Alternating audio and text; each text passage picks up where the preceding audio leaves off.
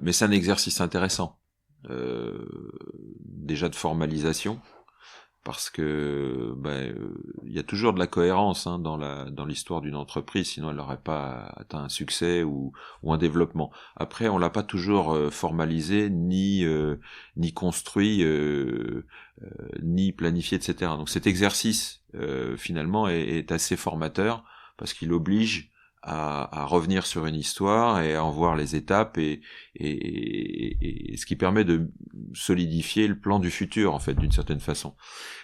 Voilà, je sais que beaucoup d'entreprises l'ont fait parce que les ETI c'est quand même des entreprises transgénérationnelles. Une ETI en général c'est 40 à 50 ans d'âge moyen. Donc vous avez des entreprises qui ont 150 ans, 200 ans, enfin certaines ETI ont une dizaine de générations, d'autres n'en ont que 3. Ça dépend évidemment des secteurs. C'est des entreprises qui ont, pour beaucoup, sont industrielles, donc avec des histoires qui ont pu se transformer avec le temps, certaines activités qui ont commencé, qui ont changé.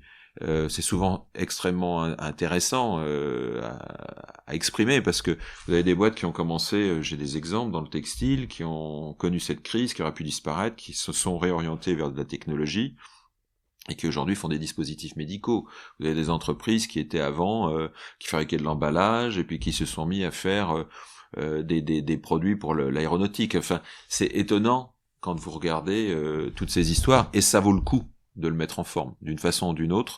Le livre étant une expression intéressante, parce que c'est un objet qui reste, mais les histoires d'entreprise, quand on interroge les entreprises de taille intermédiaire, qui sont souvent assez anciennes, elles ont connu plusieurs vies.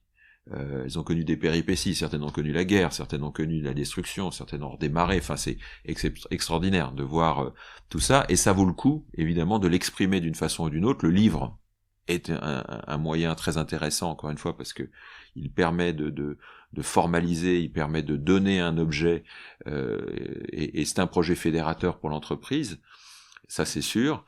Voilà, après, il y a pas une seule forme, mais c'est effectivement intéressant, et pour des groupes multisites, où du fait on partage pas forcément au quotidien exactement les mêmes choses, c'est aussi un moyen de redonner du liant à un ensemble, à un groupe, et ça peut être très très fédérateur.